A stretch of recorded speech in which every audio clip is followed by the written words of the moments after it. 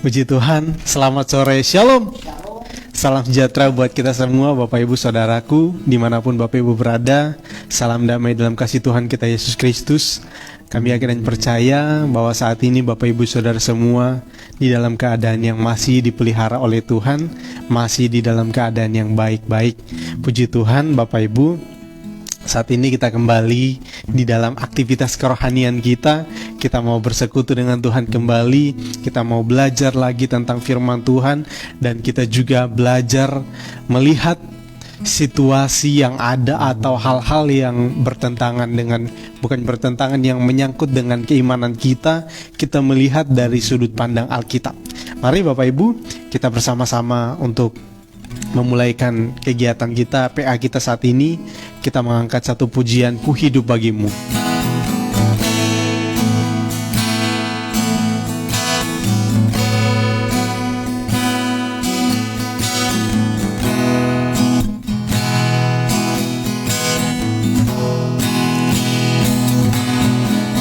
Yesus, Kau kebenaran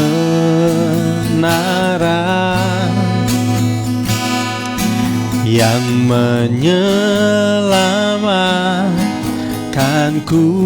Kau memberikanku hidup, Kau memberikanku hidup dan pengharapan.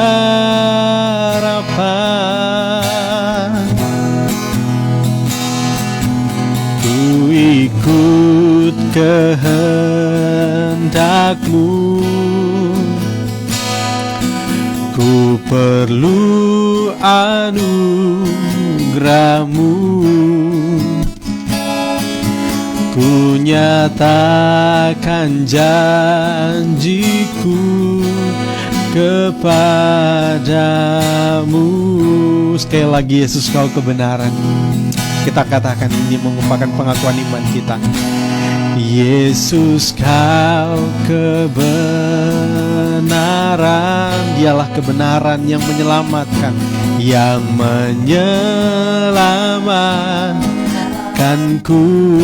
Dia memberikan hidup, Kau memberikanku hidup dan pengharapan.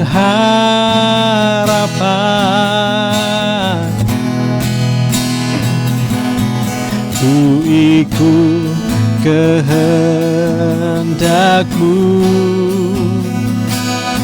ku perlu anugerah-Mu. Ku nyatakan janjiku kepadamu. Kalau ku hidup, kalau ku hidup bagimu. Matiku tetap menyembah-Mu. Dunia tak bisa menjauhkanku dari kasih-Mu. Oh, selama ku hidup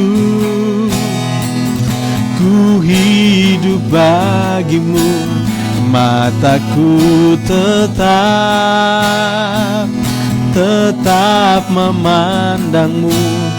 Dunia tak bisa menjauhkanku dari kasih-Mu. Sekali lagi kita angkat pujian dari awal.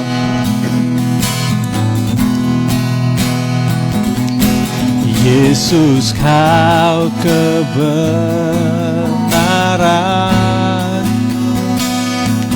yang menyelamatkanku. Kau memberikanku hidup, Kau memberikanku hidup dan pengharapan.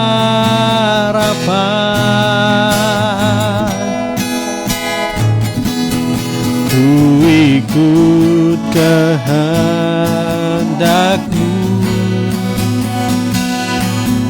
Ku perlu anugerah-Mu, ku nyatakan janji-Ku kepadamu. Kalau ku hidup, kalau ku hidup bagi-Mu. Hatiku tetap menyembah-Mu. Dunia tak bisa menjauhkanku dari kasih-Mu.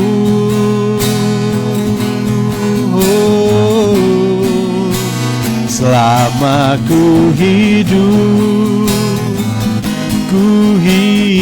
bagi-Mu. Mataku tetap memandang-Mu. Dunia tak bisa menjauhkanku dari kasih-Mu. Kalau ku hidup bagi-Mu. Hatiku tetap menyembah-Mu. Dunia tak bisa menjauhkanku dari kasih-Mu.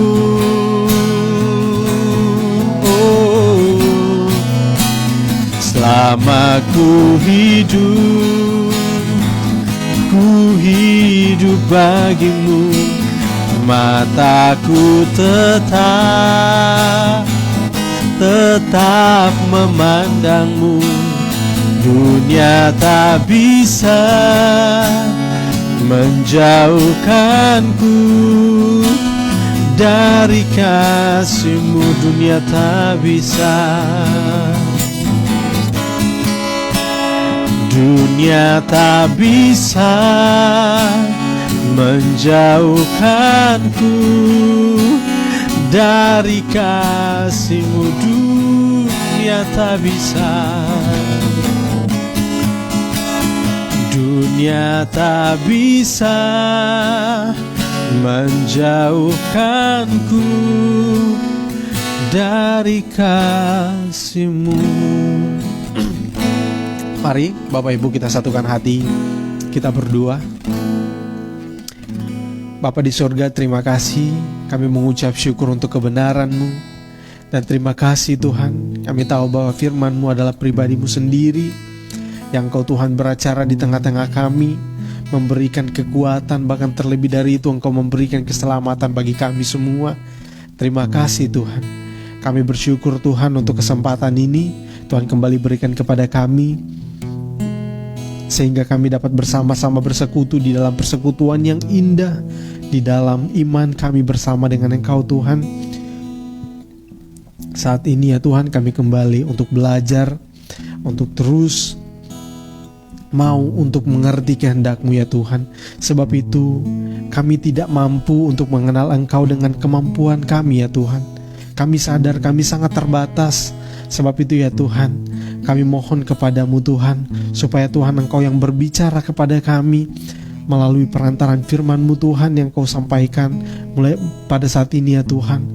Biarlah Tuhan Kau berbicara kepada kami untuk memperkenalkan pribadi-Mu dan menyatakan kehendak-Mu kepada kami, supaya kami semakin kuat dan semakin bertumbuh di dalam Engkau ya Tuhan. Terpujilah nama-Mu ya Bapa. Kami percaya bahwa firman-Mu itu hidup. Kami percaya bahwa firman-Mu adalah Engkau sendiri ya Tuhan. Terpujilah nama-Mu Tuhan. Hamba berdoa untuk hamba-Mu, kiranya Tuhan Engkau tutup bungkusi hamba-Mu, Engkau berkati hamba-Mu, berikan hikmat, Engkau kuasai pikiran, perasaan, perkataan hamba-Mu, bibir lidah hamba-Mu, supaya hamba dapat berkata-kata seturut dengan kehendak-Mu ya Tuhan. Biarlah hikmat-Mu Tuhan melingkupi setiap kami untuk mengerti kehendak-Mu. Di dalam nama Tuhan Yesus Kristus kami berdoa dan bersyukur, haleluya, amin. Puji Tuhan. Sekali lagi dari tempat ini bersama dengan rekan-rekan tim menyapa Bapak Ibu Saudara sekalian, Shalom. Ya, puji Tuhan.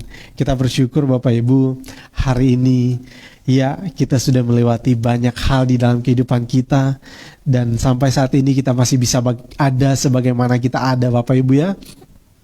Itu bukan karena kekuatan kemampuan kita. Memang kalau kita lihat di luar sana banyak orang tidak mengenal Tuhan, tetapi bisa melalui hari-hari hidupnya dengan baik.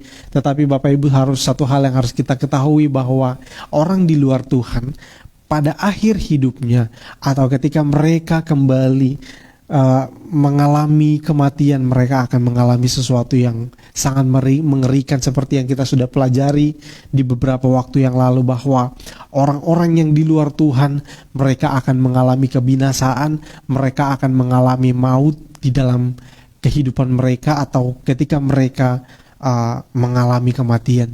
Ini satu hal yang sangat mengerikan Bapak Ibu. Tetapi kita bersyukur Bapak Ibu, di dalam Tuhan kita beroleh kehidupan yang kekal, kasih karunia demi kasih karunia kita alami setiap hari. Sebab itu ketika kita melalui hari-hari hidup kita, banyak sekali hamba-hamba Tuhan yang sering mengatakan, tetaplah mengucap syukur. Itu bukan suatu kata-kata penghiburan atau kata-kata indah untuk menyenangkan kita atau sekedar untuk menghibur kita supaya kita bisa kuat melalui hari-hari hidup kita, tetapi itu merupakan kata firman Tuhan Bapak Ibu ya. Selalu mengucap syukur. Apapun keadaan kita, apapun yang kita alami, tetaplah bersyukur.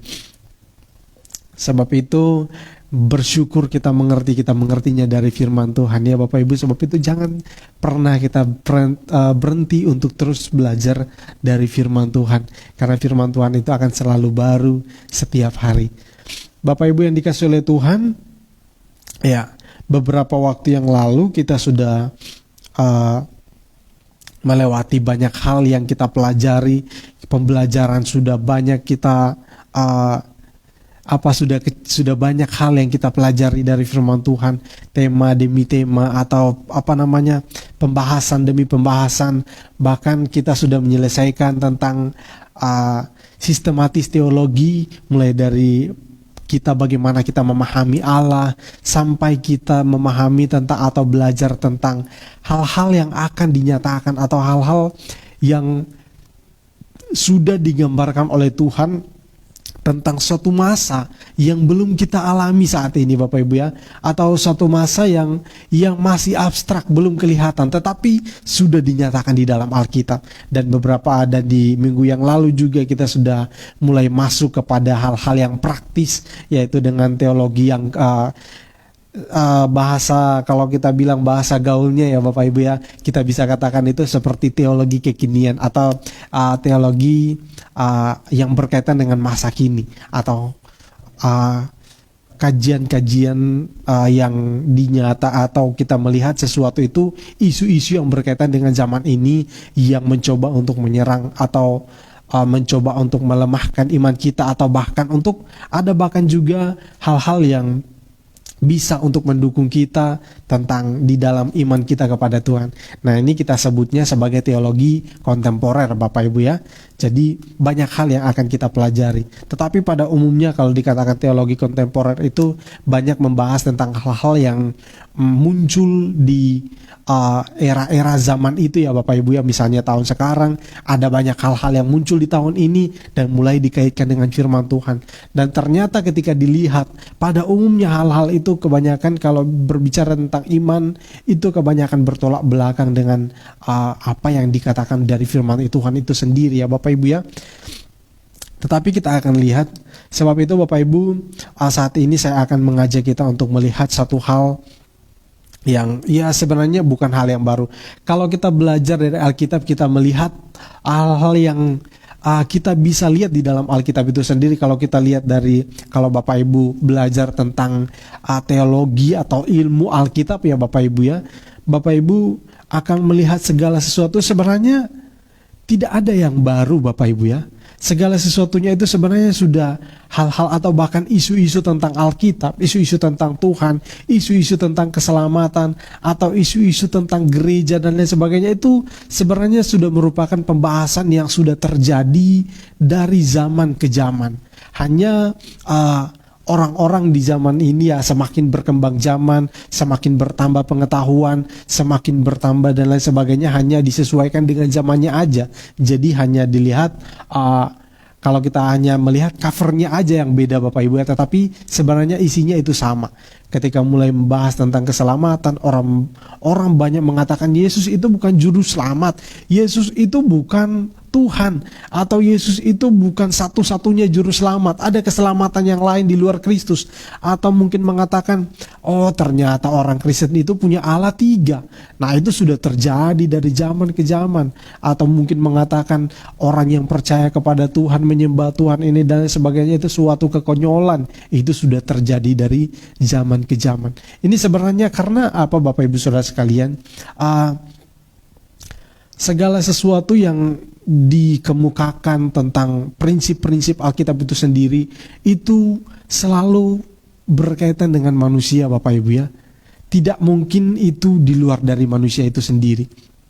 Karena Alkitab itu memang selalu mengarah kepada manusia, di mana manusia itu harus menempatkan dirinya dan membawa dirinya itu harus seperti apa. Ketika dia sudah mengenal Tuhan, dia harus hidup seperti apa. Bagaimana kita menyikapi orang-orang yang belum mengenal Tuhan, dan bagaimana kita itu bisa meyakinkan orang lain atau bisa menyatakan kasih Tuhan itu kepada orang lain. Nah, jadi apa yang dinyatakan dari Alkitab, dari isu-isu dari perkembangan zaman ke zaman atau berkaitan dengan Alkitab itu sendiri, itu selalu berkaitan dengan manusia ya.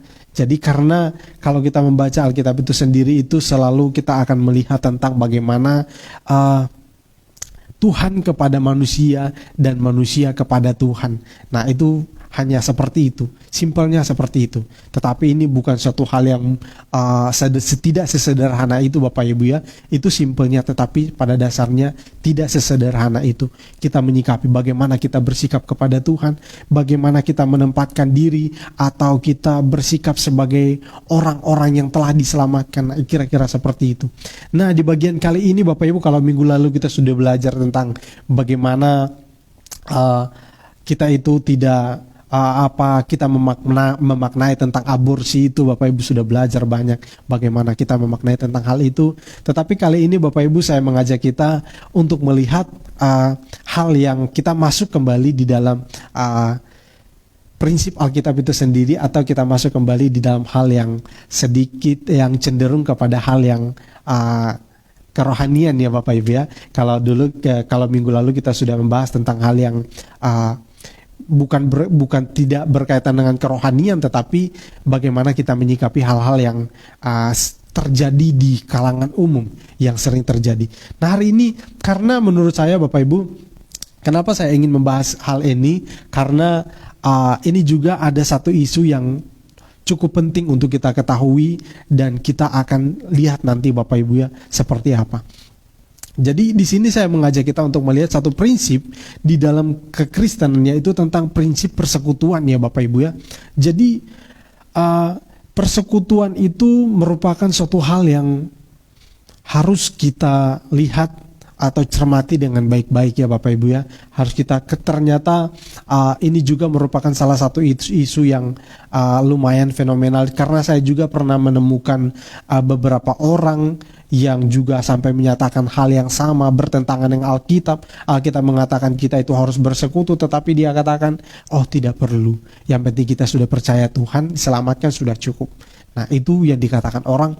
Tapi di sini saya mengajak kepada kita untuk kita melihat bagaimana kalau hal itu dikatakan kepada kita. Apakah kita, supaya kita jangan tertarik atau ikut seperti mereka, oh tidak perlu kita bersekutu. Nah kita akan lihat bersama-sama ya prinsip persekutuan di dalam kekristenan ya Bapak Ibu. Sebelumnya saya akan mengajak kita untuk membaca satu ayat, yaitu di dalam kitab Perjanjian Baru, 1 Korintus 1 ayat yang ke-9. Ya. Saya akan bacakan mulai ayat yang ke-8. Ia juga akan meneguhkan kamu sampai kepada kesudahannya, sehingga kamu tak bercacat pada hari Tuhan kita Yesus Kristus. Allah yang memanggil kamu kepada persekutuan dengan anaknya Yesus Kristus, Tuhan kita, adalah setia. Jadi salah satu hal yang dikerjakan oleh Tuhan di dalam panggilan kita tidak hanya dipanggil untuk diselamatkan, tetapi juga di sini dikatakan memanggil kamu kepada persekutuan dengan anaknya. Jadi ini satu hal yang penting untuk kita lihat, bahwa persekutuan adalah bagian atau suatu hal yang ketika kita dipanggil oleh Tuhan, seperti tadi saya katakan, bukan hanya untuk supaya diselamatkan sudah selesai, urusan selesai beres, cukup sampai di situ. Setelah selamat sudah selesai. Nah, tidak demikian Bapak Ibu, tetapi kita dipanggil oleh Allah kepada persekutuan dengan anaknya. Jadi kita dipanggil bukan hanya diselamatkan, tetapi kita juga dipanggil untuk bersekutu. Jadi Bapak Ibu, di sini yang kita lihat bahwa kalau dikatakan persekutuan, maka ini bukan satu hal yang hanya terjadi satu kali lalu itu sudah selesai. Tetapi kalau dikatakan persekutuan, maka itu satu hal yang terjadi secara berulang-ulang Bapak Ibu ya. Dan sebenarnya yang diinginkan oleh Tuhan ketika kita berbicara tentang persekutuan ini, maka itu akan selalu kita lakukan di dalam kehidupan kita. Dimanapun kita pergi, apapun kondisi kita, persekutuan kita dengan Tuhan itu adalah suatu hal yang penting. Karena di sini dikatakan Allah memanggil kita kepada persekutuan dengan Kristus. Nah, ini Bapak Ibu yang dikasih oleh Tuhan, sampai di sini Bapak Ibu bisa mengerti ya, bisa masuk ya untuk sejauh ini ya.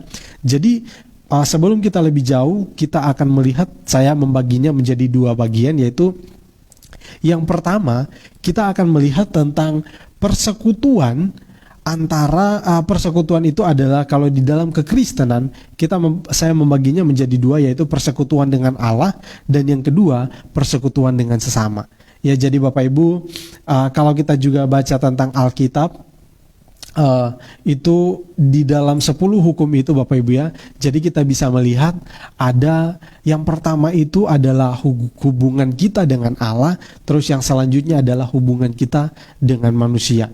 Nah, jadi ini merupakan satu hal yang saya bisa katakan tentang bagaimana kita itu berhubungan dengan Allah. Jadi saya katakan itu adalah seperti suatu hal yang bisa kita katakan bahwa demikian juga persekutuan. Jadi persekutuan itu persekutuan kita dengan Allah dan persekutuan kita dengan sesama. Dan juga Bapak Ibu, kita bisa juga melihat di dalam kalau kita baca di dalam Alkitab, dikatakan tentang dua atau hukum yang terutama dan yang paling utama. Hukum yang terutama dan yang paling utama yaitu kasihilah Tuhan Allahmu dengan segenap hatimu. Terus yang selanjutnya adalah kasihilah sesamamu manusia. Nah, jadi kita bisa selalu membagikan bahwa hubungan antara manusia, hubungan di dalam persekutuan atau hubungan di dalam kekristenan itu hanya kepada ada dua arah ya Bapak Ibu ya. Jadi kepada Tuhan dan kepada sesama manusia. Nah, di sini kita akan lihat demikian juga dengan persekutuan. Jadi persekutuan, kita bersekutu dengan Allah dan juga kita bersekutu dengan sesama manusia. Kita akan melihat bahwa ternyata persekutuan ini adalah suatu hal yang penting. Jadi Bapak Ibu yang dikasih oleh Tuhan, kalau kita berbicara tentang hubungan atau kita juga berbicara tentang pergaulan, itu kalau berbeda dengan yang persekutuan ini. Jadi persekutuan ini adalah satu hal yang dia sama dengan satu hubungan, tetapi persekutuan ini adalah bagian yang lebih erat lagi Bapak Ibu ya. Jadi bersekutu itu lebih erat. Jadi tingkatannya itu lebih tinggi dari sekedar itu hubungan ya Bapak Ibu ya. Jadi lebih sangat tinggi. Jadi persekutuan kita itu benar-benar bersekutu. Jadi seolah-olah kita itu ada atau menjadi bagian atau mengambil bagian atau bisa kita katakan membawa diri untuk masuk di dalam suatu lingkup yang di mana kita ini adalah orang-orang percaya, kita masuk di dalam lingkup yang baru di dalam persekutuan atau menjadi bagian di dalam tubuh Kristus itu sendiri. Jadi Bapak Ibu, persekutuan kita itu sangat penting. Persekutuan itu, persekutuan dengan Allah atau persekutuan dengan sesama manusia itu adalah suatu hal yang penting. Nanti kita akan lihat lanjut Bapak Ibu ya. Ya. Di sini kita lihat bahwa persekutuan dengan Allah itu, saya akan bacakan ayat lagi Bapak Ibu. Di dalam Efesus pasal yang keempat, ayat yang ke-17 dan 18. Manusia baru, sebab itu kukatakan dan kutegaskan ini kepadamu di dalam Tuhan. Jangan hidup lagi sama seperti orang-orang yang tidak mengenal Allah dengan pikirannya yang sia-sia dan pengertiannya yang gelap, jauh dari hidup persekutuan dengan Allah karena kebodohan yang ada di dalam mereka dan karena kedegilan hati mereka. Jadi kalau di dalam bagian yang lain Bapak Ibu Saudara sekalian, kita sekarang masuk di dalam persekutuan dengan Allah ya. Jadi persekutuan dengan Allah di dalam bagian yang lain juga dikatakan bahwa ketika kita bersekutu dengan Allah, maka kita itu menjadi musuh dunia. Ya Bapak Ibu ya, jadi bermusuhan atau bertolak belakang dengan keinginan-keinginan dunia. Ketika kita masuk di dalam persekutuan dengan Allah, atau seperti tadi di ayat yang sebelumnya, masuk di dalam persekutuan dengan anaknya atau Kristus, masuk di dalam persekutuan dengan Kristus, maka kita itu menjadi bagian di dalam Kristus itu sendiri, kita menjadi tubuh Kristus, dan kita hidup tidak lagi seperti cara-cara dunia, melainkan kita hidup menurut kehendak Tuhan, atau kita hidup sesuai dengan kehendak Tuhan. Jadi Bapak Ibu yang dikasihi oleh Tuhan, kita di sini pentingnya kenapa kita itu bersekutu dengan Allah, karena kita harus sadari bahwa persekutuan dengan Allah, kita memikirkan bahwa Allah itu adalah sumber kehidupan. Kita melihat bahwa Allah adalah sumber kehidupan. Ini pentingnya kenapa kita bersekutu dengan Allah, karena Allah adalah sumber kehidupan. Kalau orang yang tidak di luar atau orang yang berada di luar Allah itu sendiri, maka sebenarnya mereka itu sedang berada di dalam kematian.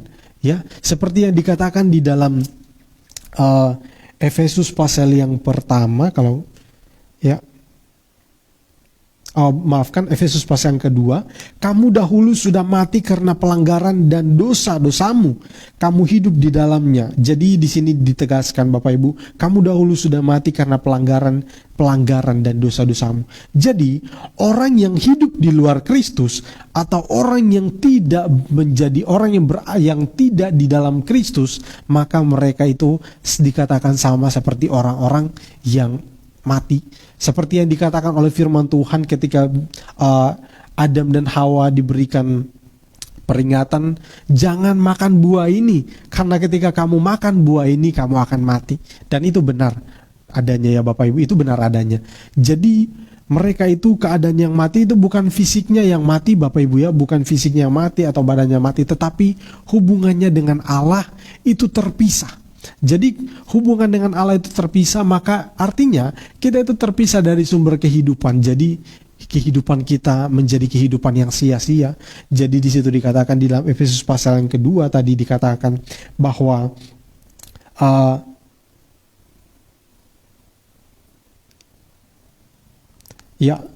Efesus pasal yang kedua, kamu hidup di dalamnya karena kamu mengikuti jalan dunia ini. Karena kamu menaati penguasa yaitu roh. Jadi maafkan bukan di sini tadi yang tadi sudah kita baca, yaitu hal-hal yang sia-sia. Jadi hidup di luar Kristus, maka itu kita hidup di dalam kesia-siaan. Bapak Ibu yang dikasihi oleh Tuhan, di sini kita bisa pahami kalau kita hidup di dalam Tuhan, maka kita berada di dalam kehidupan yang kekal. Kita tidak perlu ragu, kita tidak perlu sangsikan akan hal ini, sebab ini sangat jelas dikatakan oleh firman Tuhan bahwa orang-orang yang hidup di luar Tuhan. Jadi di sini kalau kita baca di ayat yang kedua ini,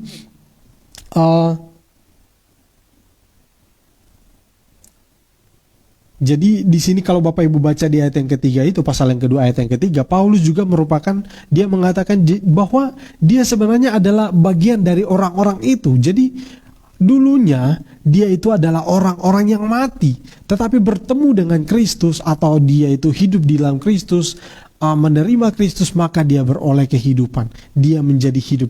Dan ini suatu pengalaman hidup atau suatu hal yang sangat luar biasa yang terjadi di dalam kita. Saya yakin dan percaya Bapak Ibu Saudara sekalian, kita semua adalah orang-orang yang di dalam Kristus.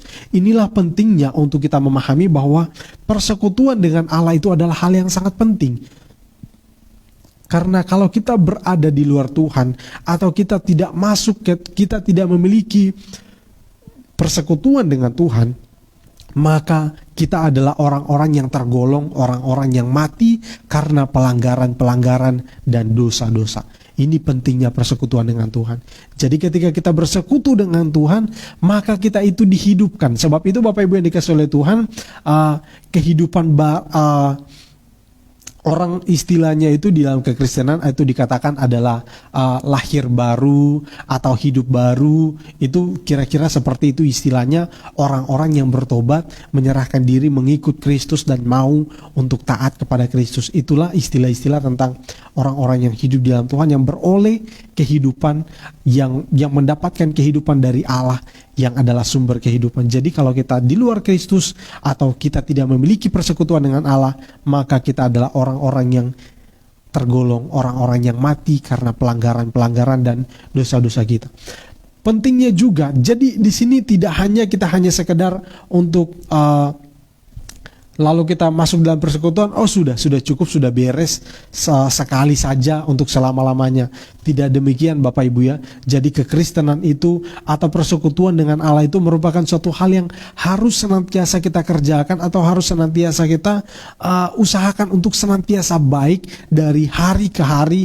Bahkan bukan hanya sekedar baik, tetapi harus senantiasa bertumbuh. Persekutuan dengan kita membuat kita senantiasa, atau membuat kita itu harus senantiasa bertumbuh di dalam Tuhan. Jangan kita hidup di dalam Tuhan, hari ke hari kita terlihat seperti biasa-biasa saja hubungan kita dengan Tuhan. Tapi Tuhan ingin kita itu supaya kita itu senantiasa bertumbuh dari hari ke hari. Jadi di sini kita lihat bahwa Allah yang adalah sumber kehidupan, ketika kita bersekutu dengan Dia, maka kita akan menjadi hidup. Terus yang selanjutnya adalah ketika kita bersekutu dengan Tuhan, maka kita akan semakin mengenal Tuhan, Bapak Ibu ya.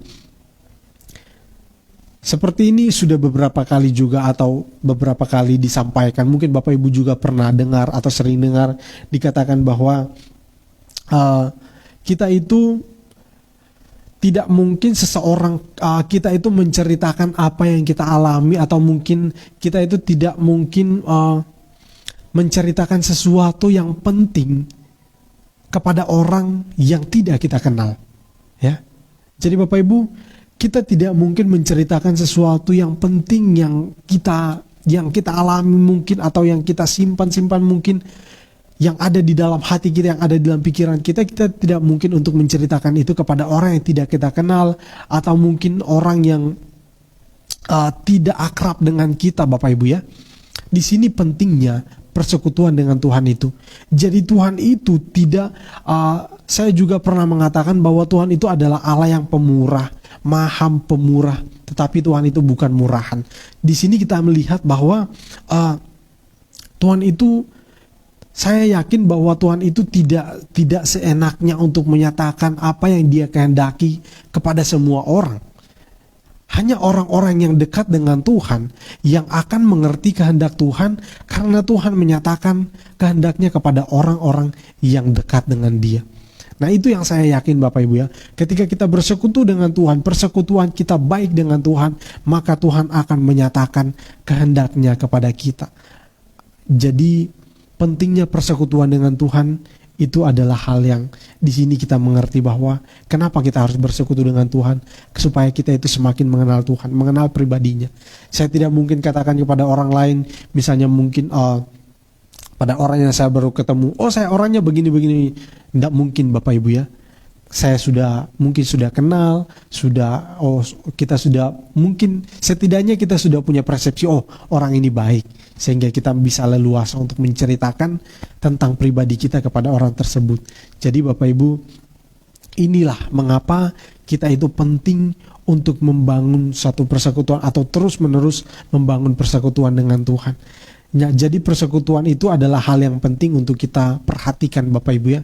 Yang dikatakan dengan persekutuan, maka itu kita itu menyatu antara satu dengan yang lain, atau kita menyatu itu dengan Tuhan, membaurkan diri kita itu dengan Tuhan. Terus yang selanjutnya kita akan lihat tentang persekutuan dengan manusia. Ya, di sini kita akan lihat, tadi kita sudah melihat tentang persekutuan dengan Allah, terus yang selanjutnya di sini kita akan melihat tentang persekutuan dengan manusia. Seperti dikatakan tadi, saya katakan tadi dalam firman Tuhan dikatakan, kasihilah sesamamu manusia seperti engkau mengasihi dirimu sendiri. Tapi juga Yesus mengatakan, kasihilah sesamamu seperti aku telah mengasihi kamu. Kita akan lihat bahwa satu bagian firman Tuhan Bapak Ibu di dalam kitab Markus pasal yang ke-12. Ini adalah ayat yang sebenarnya sudah saya bacakan atau saya sudah katakan tadi.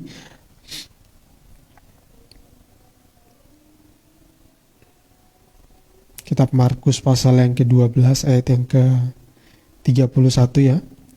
Dan hukum yang kedua ialah kasihilah sesama manusia seperti dirimu sendiri.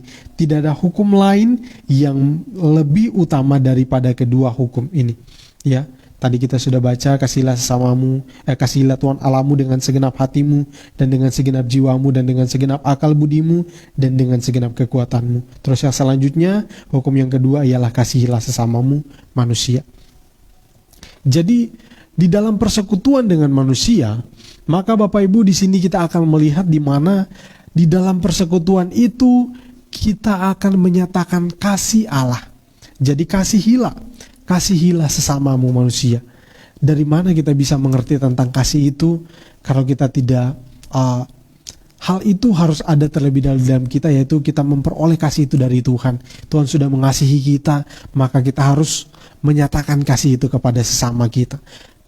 Menyatakan kasih Allah kepada sesama kita. Jadi persekutuan dengan sesama, di mana kita itu membaur seorang dengan yang lain. Kita itu di sana bersekutu, artinya kita itu saling melengkapi atau saling menyatakan kasih Allah, saling mengasihi, saling menguatkan, saling melengkapi. Jadi merupakan suatu hal yang sangat indah sebenarnya di dalam Tuhan itu Bapak Ibu ya. Persekutuan di dalam Tuhan itu suatu hal yang sangat indah. Karena di dalam Tuhan itu kita bisa mengerti tentang kasih, dan di dalam kasih itu kita menyatakan kasih itu kepada sesama.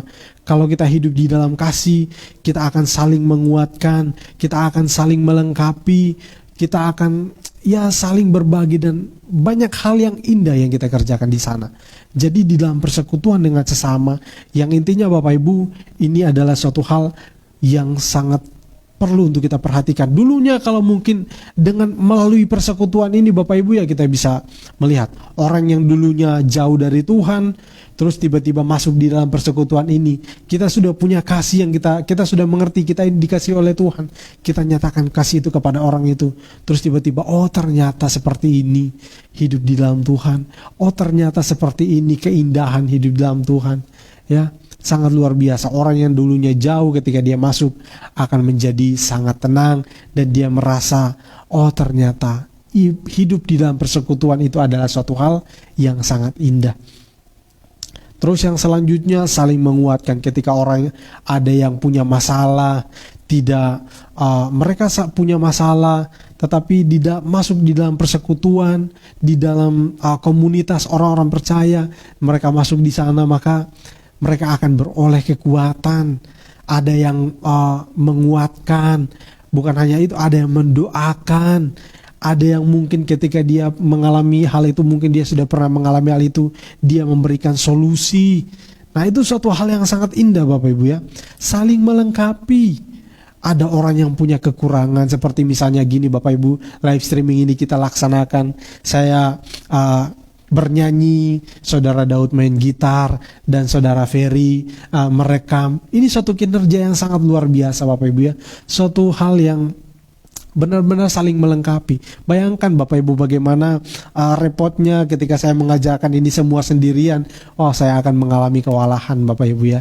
Ini suatu hal yang kurang pas. Tetapi ketika dikerjakan bersama-sama, semuanya ini terjadi di dalam persekutuannya. Jadi kita mengerjakan bersama-sama, maka akan menjadi indah. Bapak Ibu bisa menikmati live streaming ini dengan tenang, bisa mendengarkan suara dengan baik, kita bisa menikmati ibadah ini dengan baik. Nah, itu karena persekutuan yang indah di dalam Tuhan, Bapak Ibu ya. Ini suatu hal yang sangat indah. Terus yang selanjutnya Bapak Ibu, kita akan lihat isu tentang persekutuan. Seperti tadi yang saya sudah katakan di awal Bapak Ibu ya. Ternyata walaupun hal ini demikian indah Bapak Ibu ya, walaupun hal ini sedemikian pentingnya bagi kita di dalam Tuhan, dan sebenarnya Bapak Ibu, persekutuan itu juga merupakan suatu hal yang sangat diharapkan oleh Tuhan, dan Tuhan sangat mendambakan kita untuk selalu bersekutu dengan Dia dan kita itu bersekutu dengan sesama. Ternyata ada orang-orang yang juga salah di dalam memaknai akan hal ini. Saya lupa untuk kita bacakan satu ayat tadi ya Bapak Ibu ya.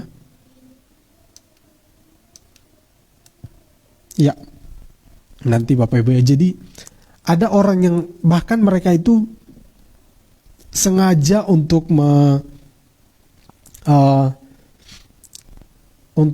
menggunakan menggunakan ayat Alkitab ya Bapak Ibu ya. Ada juga orang yang menggunakan ayat Alkitab untuk melakukan sesuatu yang tidak sesuai dengan firman Tuhan itu sendiri. Jadi mereka tidak mengkaji firman Tuhan lebih jauh lagi. Jadi isu tentang persekutuan ini, jadi ada orang yang mengatakan bahwa tidak perlu ke gereja.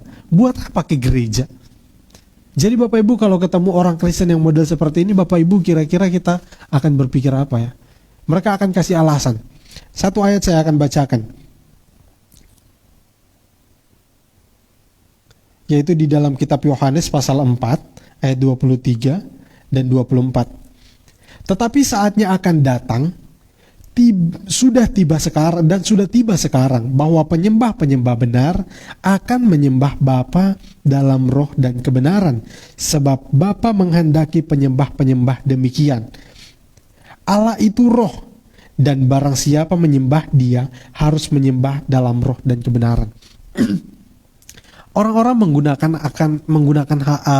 mereka yang berpendapat demikian kebanyakan menggunakan ayat ini untuk menyatakan, untuk memperkuat pendapat mereka tentang hal itu. Jadi tidak perlu ke gereja. Kan firman Tuhan juga sudah bilang, Bapak ini adalah percakapan Yesus dengan perempuan Samaria, di mana perempuan Samaria mengatakan bahwa nenek moyang kami menyembah atau beribadah dia tunjukkan satu tempat di bukit ini. Nah, Tuhan Yesus katakan, kamu menyembah apa yang tidak kamu kenal. Saatnya akan datang dan sudah tiba sekarang, orang-orang akan menyembah Bapa. Jadi memang benar bahwa orang-orang itu akan menyembah, itu akan membangun satu hubungan dengan Tuhan itu tidak dibatasi oleh tempat, tidak dibatasi oleh waktu. Nah, orang-orang ini yang berpendapat ini tidak perlu ke gereja, mereka menggunakan ayat ini. Nah, Bapak Ibu yang dikasihi oleh Tuhan, tidak perlu ke gereja. Kan firman Tuhan juga sudah bilang bahwa kita itu menyembah Tuhan, menyembah di dalam roh dan kebenaran. Jadi di rumah saja kita baca Alkitab, mungkin kita menyanyi memuji Tuhan, kita berdoa, sudah cukup, selesai. Tidak perlu ke gereja. Nah, di masa yang pandemi ini nanti kita akan lihat Bapak Ibu ya. Karena sekarang mungkin kita belum bisa ke gereja, tetapi sudah kita melihat bahwa ini sudah mulai kelihatan sebuah titik terang. Kita sudah, pandemi ini tidak lama akan berakhir ya Bapak Ibu ya. Tapi kita akan tetap berdoa walaupun masih terlihat begitu samar-samar, tetapi percayalah ini akan berakhir Bapak Ibu ya. Sehingga orang-orang yang berpemikiran demikian itu kita akan lihat seperti apa jadinya. Jadi Bapak Ibu tidak perlu ke gereja, diam di rumah saja, cukup baca Alkitab, cukup berdoa, itu sudah cukup. Nah, Tetapi mereka mengabaikan ayat Alkitab yang lain, Bapak Ibu ya. Ada juga firman Tuhan yang mengatakan ya, di dalam Alkitab Ibrani pasal yang ke-10 ayat 25, di sana dikatakan, janganlah kita menjauhkan diri dari pertemuan-pertemuan ibadah kita seperti yang dibiasakan oleh oleh beberapa orang, tetapi marilah kita saling menasihati dan semakin giat melakukannya menjelang hari Tuhan. Nah, jadi Bapak Ibu di sini ini ternyata suatu hal yang sudah terjadi di zaman itu, Bapak Ibu ya. Ketika firman Tuhan ini ditulis ternyata itu sudah ada di zaman dahulu. Kita hanya melihat orang-orang ini hanya berpemikiran dengan hal yang sama yang dikatakan dengan pemikiran-pemikiran orang di zaman itu. Nah, Bapak Ibu yang dikasihi oleh Tuhan, di sini kita akan melihat bahwa pentingnya persekutuan dengan Tuhan. Ketika kita itu tidak hidup di dalam persekutuan, di sini kita akan lihat bersama-sama Bapak Ibu ya, bahwa persekutuan adalah sebuah panggilan. Jadi bukan hanya sekedar dipanggil untuk diselamatkan, tetapi seperti tadi di ayat yang pertama kita baca tadi adalah kita ini dipanggil di dalam persekutuan dengan anaknya, yaitu di dalam persekutuan dengan Kristus, Bapak Ibu ya. Di dalam 1 Korintus pasal yang ke-12 ayat yang ke-12, bahkan satu pasal itu Bapak Ibu bisa baca itu tentang tubuh Kristus ya, di mana kita itu saling melengkapi. Jadi bayangkan Bapak Ibu ya, ketika kekristenan itu tanpa persekutuan Bapak Ibu, di situ tidak ada orang yang menyatakan kasih Allah Bapak Ibu ya. Mungkin dia menyatakan kasih Allah tetapi mungkin tidak begitu maksimal Bapak Ibu ya. Hanya ketika saya yakin dan percaya Bapak Ibu, orang-orang yang berpendapat demikian, yang berpikiran seperti ini, tidak perlu ke gereja saja. Saya berpikiran bahwa kerohanian orang ini tidak begitu baik. Dan juga di dalam melakukan firman Tuhan ini juga itu tidak begitu baik. Di dalam menyatakan kasih Allah itu juga tidak begitu baik. Ya. Di sini kita akan melihat bahwa ketika kekristenan itu tanpa persekutuan, maka ketika menyatakan kasih Allah, bahkan firman Tuhan mengatakan bahwa kita harus saling tolong menolong, saling membantu dan saling menguatkan satu dengan yang lain, terlebih kepada orang-orang yang seiman. Ya, jadi Bapak Ibu yang dikasihi oleh Tuhan, di sini kita bisa melihat bahwa tidak akan ada. Jadi bukan tidak ada, tetapi bukan tidak ada ya. Tapi sih saya terlalu frontal untuk mengatakan tidak ada. Tetapi saya katakan di sini sangat kecil ya, sangat kecil. Untuk menyatakan kasih Allah, orang itu saling berbagi kasih di dalam kasih Allah, itu sangat kecil Bapak Ibu. Terus orang-orang, kalau kita tidak hidup di dalam persekutuan, kita tidak hidup di dalam persekutuan itu Bapak Ibu, maka tingkat kepedulian antara satu dengan yang lain sebagai tubuh Kristus itu akan sangat kecil Bapak Ibu. Bagaimana kita bisa saling melayani, bagaimana kita itu bisa saling untuk memperhatikan satu dengan yang lain, ya, bagaimana kita itu bisa untuk saling menguatkan satu dengan yang lain, bagaimana orang-orang di sini kita orang-orang sesama anggota tubuh Kristus atau mungkin sesama anggota jemaat ya Bapak Ibu ya. Itu kita lihat, orang-orang itu sedang di dalam kesusahan, kita tidak tahu. Mereka sedang di dalam pergumulan yang berat. Tapi karena kita tidak bersekutu bersama-sama, kita tidak tahu. Happy-happy aja. Ternyata mereka sedang mengalami satu hal yang berat mungkin, satu pergumulan yang berat mungkin. Dan Bapak Ibu yang dikasihi oleh Tuhan, kalau kita tidak hidup di dalam persekutuan, maka pertanyaannya adalah, kenapa harus ada gereja? Ya, Bapak Ibu, ini yang sangat penting untuk kita perhatikan, bahwa persekutuan dengan Allah itu penting. Ya, ini untuk membedakan antara kita dengan orang-orang yang lain atau dengan kepercayaan-kepercayaan yang lain. Karena demikian Bapak Ibu, kepercayaan manapun di dunia ini, mereka itu pasti punya tempat. Ya, pasti punya tempat, dan atau saya katakan mereka itu pasti punya wadah atau pasti punya komunitas, atau saya katakan lagi lebih jelasnya lagi, mereka itu pasti punya persekutuannya sendiri. Dan kita sebagai umat Tuhan, ya gereja adalah tempat persekutuan kita. Ya. Tetapi Di sini kita lihat bahwa ternyata orang-orang tidak berpikir sampai sejauh demikian. Karena juga di dalam hal-hal yang berkaitan dengan administrasi, pemerintahan dan lain sebagainya. Mungkin suatu saat ketika Bapak Ibu menikah, kita butuh hal-hal yang berkaitan, kita butuh gereja Bapak Ibu ya. Kita butuh gereja untuk bisa disahkan pernikahan itu ya Bapak Ibu. Kalau enggak, kita akan sangat kebingungan untuk mengurus hal-hal yang demikian, surat menyurat dan lain sebagainya. Inilah bahkan Bapak Ibu ya, bahkan di hal-hal yang dari segi kacamata dunia saja atau dari segi kacamata yang dunia, kita melihat bahwa hal itu ternyata juga penting. Apalagi di mata Tuhan ya, kita melihat dari segi dari sudut pandang firman Tuhan itu sendiri. Hal itu penting, bukan hanya sekedar penting, tetapi kita butuh Bapak Ibu. Saya yakin dan percaya bahwa manusia, seperti kita tahu Bapak Ibu ya, bahwa manusia itu bukan makhluk individual tetapi makhluk yang sosialis ya Bapak Ibu ya, makhluk sosial, di mana kita itu hidup saling ketergantungan antara satu dengan yang lain. Jadi kita hidup saling membutuhkan satu dengan yang lain, saling membutuhkan ya Bapak Ibu. Jadi kita itu perlu atau membutuhkan orang lain untuk selalu ada bersama-sama dengan kita. Jadi Bapak Ibu yang di dalam Tuhan, saya katakan demikian bukan berarti Tuhan itu, jangan sampai kita berpikir, oh Tuhan itu butuh kita, gereja itu butuh kita. Bukan Bapak Ibu, kita yang membutuhkan gereja, kita yang membutuhkan Tuhan.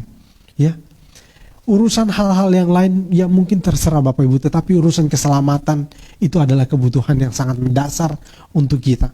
Jadi hidup di dalam persekutuan Bapak Ibu semakin menguatkan kita, supaya jangan sampai kita itu terhilang Bapak Ibu ya, supaya jangan sampai kita itu tersesat Bapak Ibu, supaya jangan sampai kita itu mengambil langkah-langkah yang salah yang membawa kita kepada kebinasaan Bapak Ibu. Nah, ini pentingnya persekutuan. Ketika satu orang sudah mulai menyimpang dari jalan yang sesungguhnya, yang lain mencoba untuk mengarahkan, oh ini sudah salah, ini sudah keliru.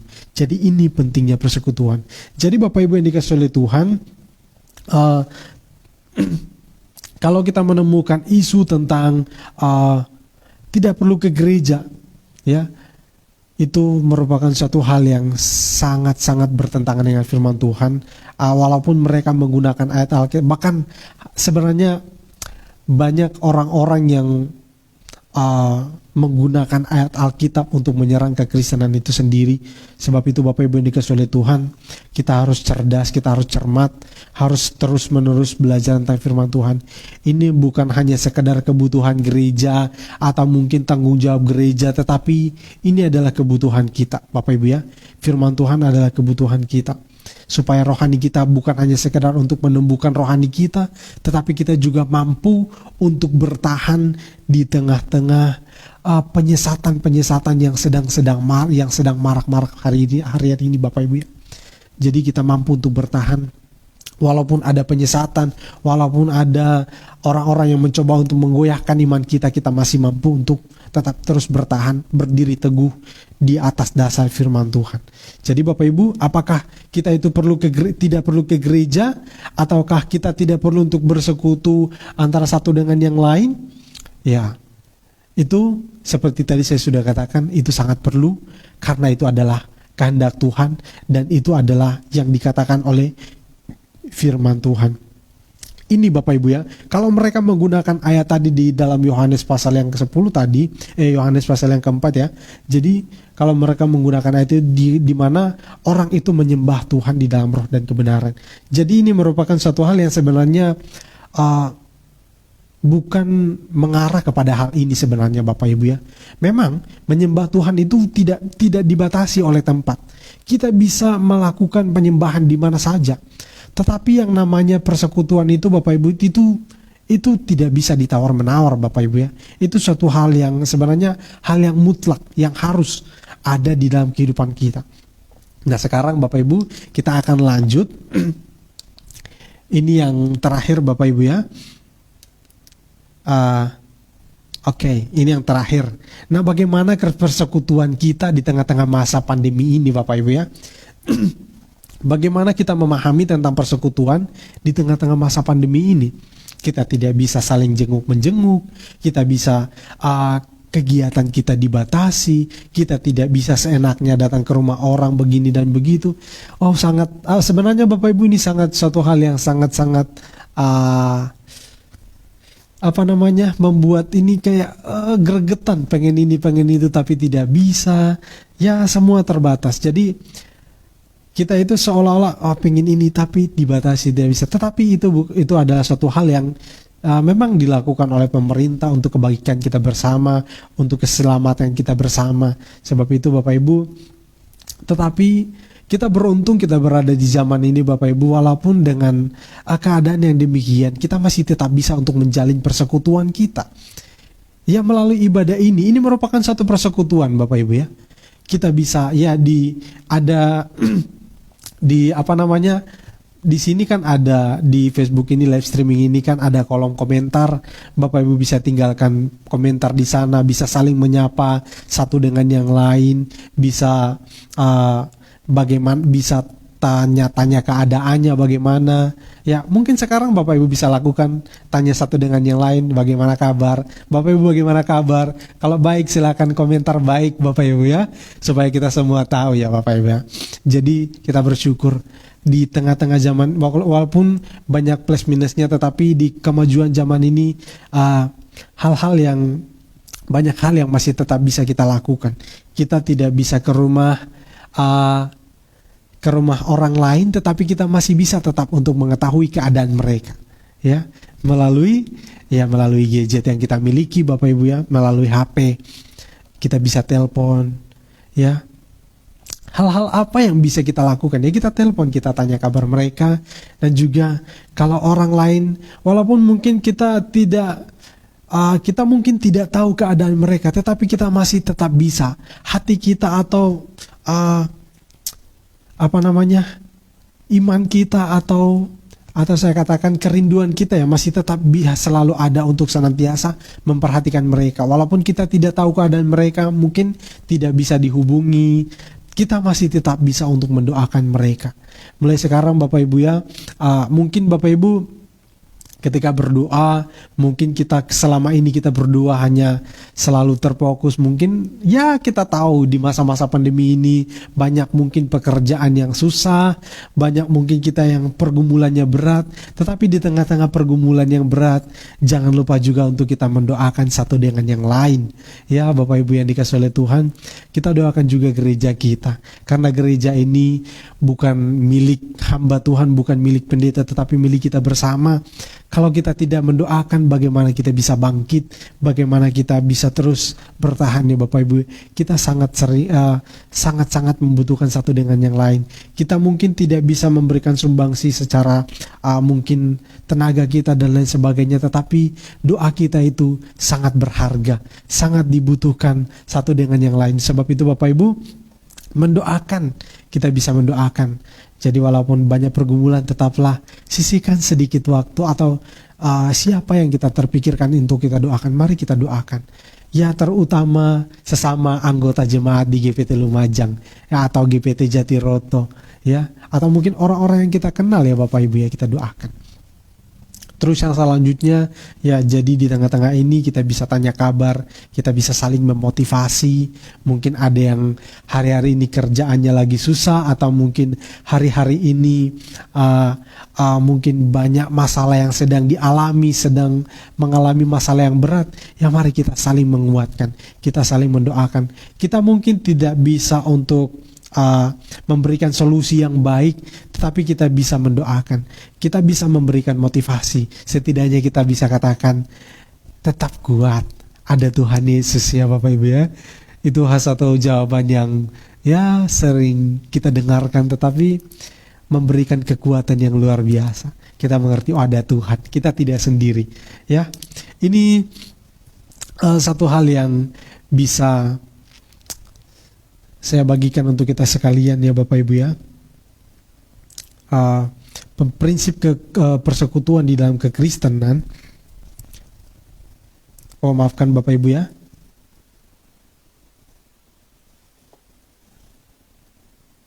Jadi Prinsip persekutuan di dalam kekristenan itu seperti tadi saya sudah sampaikan bahwa ini merupakan suatu hal yang sangat penting. Jadi ketika kita menemukan orang-orang yang berpendapat bahwa tidak perlu ke gereja, tidak perlu beribadah di gereja, cukup beribadah di rumah. Banyak orang yang ketika hari-hari ini Bapak Ibu ya, jadi kadang-kadang memang seperti itu. Ketika ibadah di gereja, mereka karena tidak begitu suka untuk beribadah, mereka jadikan itu alasan, tidak perlu beribadah di gereja. Tapi kalaupun mereka memang demikian, tidak mau beribadah di gereja, mereka ingin beribadah sendiri di rumah. Tetapi kita akan lihat sekarang memang sudah terjadi bahwa kita di tengah-tengah pandemi, kita beribadah di rumah saja. Tapi saya yakin dan percaya Bapak Ibu, orang-orang yang berpikiran demikian, mereka bukanlah orang yang sungguh-sungguh. Saya sangat yakin Bapak Ibu, mereka bukanlah orang yang sungguh-sungguh untuk beribadah kepada Tuhan. Mereka bukanlah orang yang tekun untuk mencari Tuhan. Jadi kita tetap bersyukur karena saya yakin dan percaya Bapak Ibu Saudara sekalian yang hadir saat ini, yang menyaksikan ibadah ini, kita adalah orang-orang yang senantiasa punya kerinduan untuk selalu bersekutu dengan Tuhan. Karena menurut saya memang Bapak Ibu ini merupakan satu hal yang sebenarnya sederhana ya Bapak Ibu ya. Tidak perlu ke gereja. Tetapi ini efeknya ini sangat-sangat luar biasa Bapak Ibu. Akan menyeret banyak orang. Karena apa? Mereka itu ketika mereka tidak beribadah, mereka akan mengatakan kepada orang lain akan terpengaruh, orang lain juga mengatakan kepada orang lain. Akhirnya makin lama banyak orang yang tidak mau ke gereja, banyak orang yang tidak mau, bukan hanya mereka tidak mau ke gereja, mereka yang tidak tahu apa-apa, akhirnya berujung kepada tidak mau, bahkan tidak beribadah sama sekali. Tetapi statusnya Kristen Bapak Ibu ya, itu sangat miris. Ya, ini sebab itu saya katakan ini merupakan suatu hal yang penting untuk kita perhatikan. Karena kita sebagai umat Tuhan, persekutuan itu adalah suatu hal yang penting. Karena itu adalah panggilan kita. Bukan hanya dipanggil untuk diselamatkan, tetapi kita dipanggil untuk hidup di dalam persekutuan dengan Kristus. Puji Tuhan Bapak Ibu, untuk hari ini sampai di sini. Kita tetap semangat, tetap kuat, dan tetap tekun untuk beribadah. Dan jangan lupa persekutuan itu adalah suatu hal yang sangat penting. Saya mengajak kita untuk mengangkat kembali pujian tadi. Yesus kau kebenaran.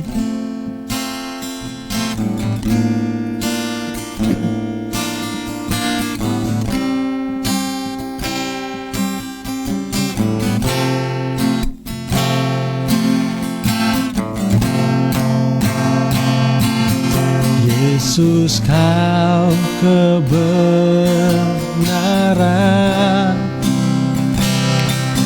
yang menyelamatkanku.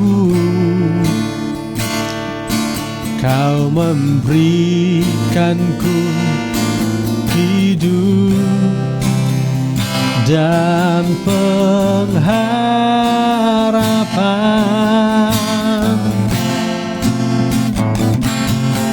Ku ikut kehendak-Mu, ku perlu anugerah-Mu. Ku nyatakan janji-Ku kepadamu. Kalau ku hidup, kalau ku hidup bagi-Mu, hatiku tetap menyembah-Mu. Dunia tak bisa menjauhkanku dari kasih-Mu.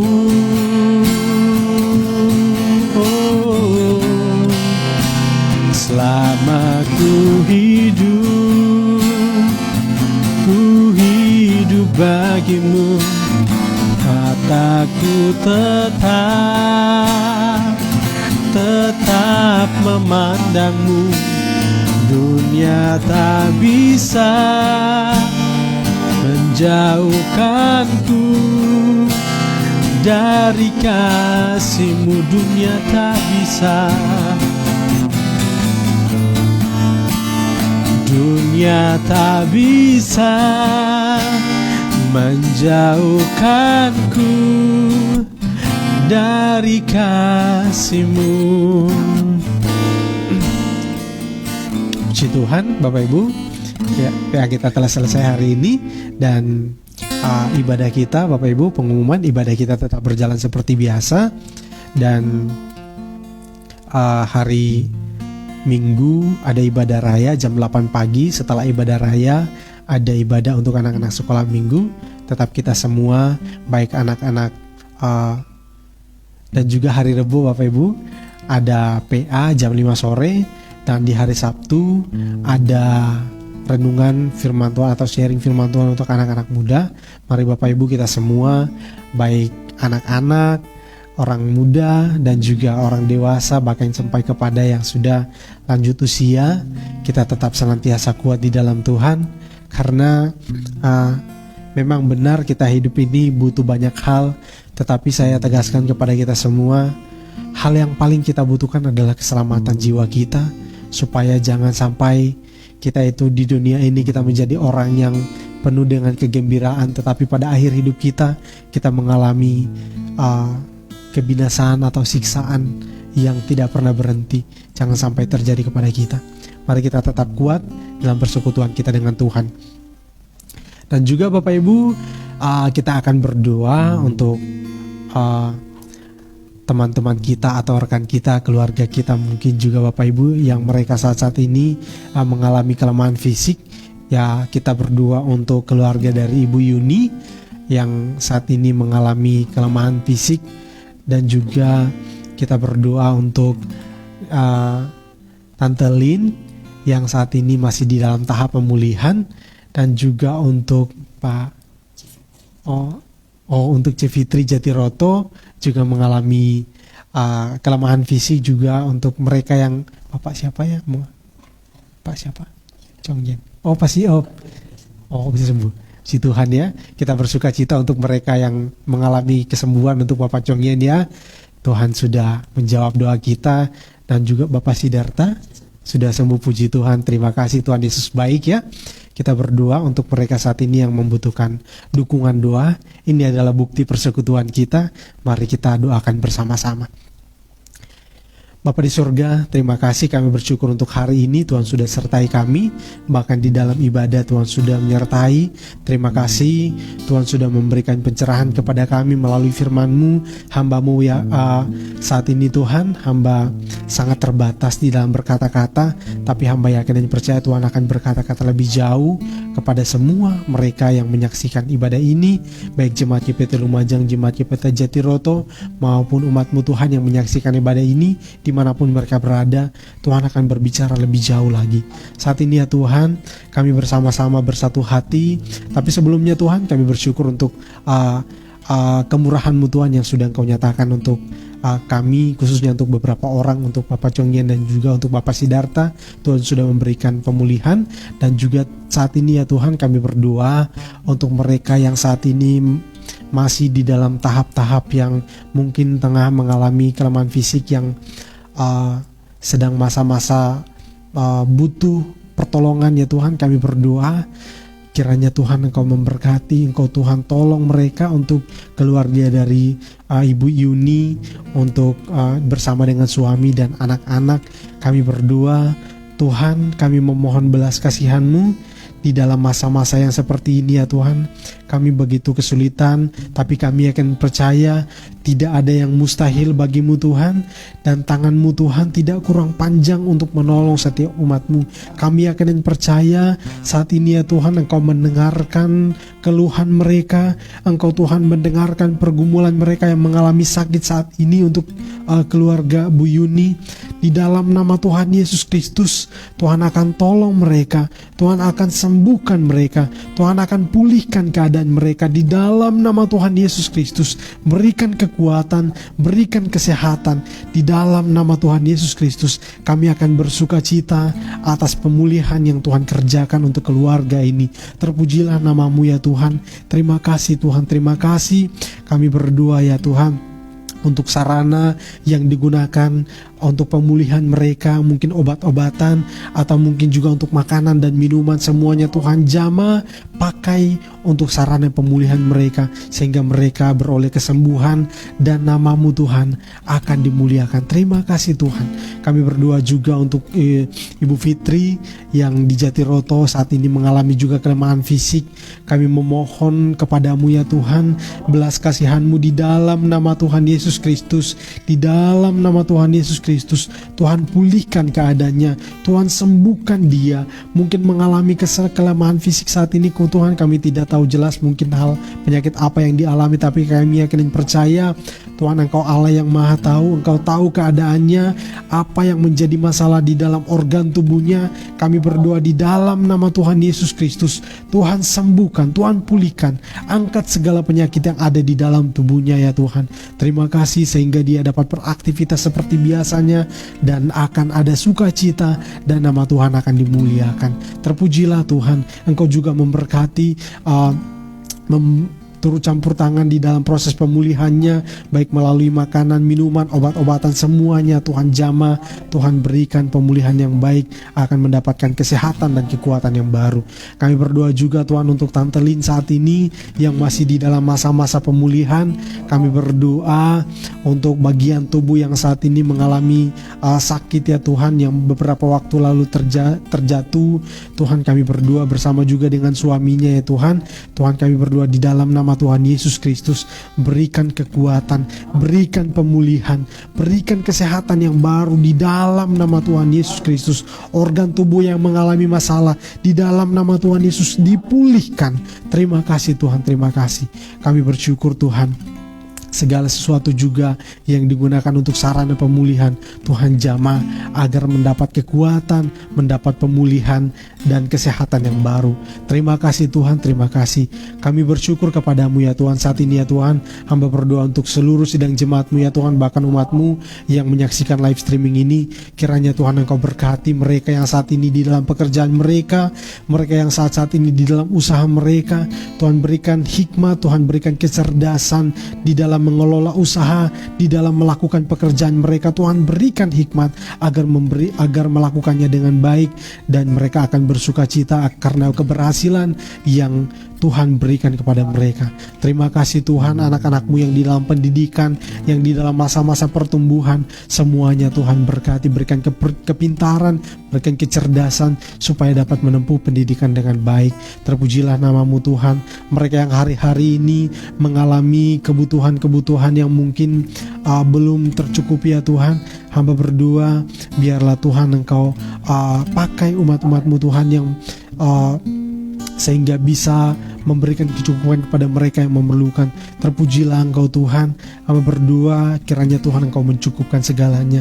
Tuhan memberikan kesehatan, kekuatan, Tuhan memberikan sukacita dan damai sejahtera di dalam nama Tuhan Yesus Kristus. Terima kasih Tuhan.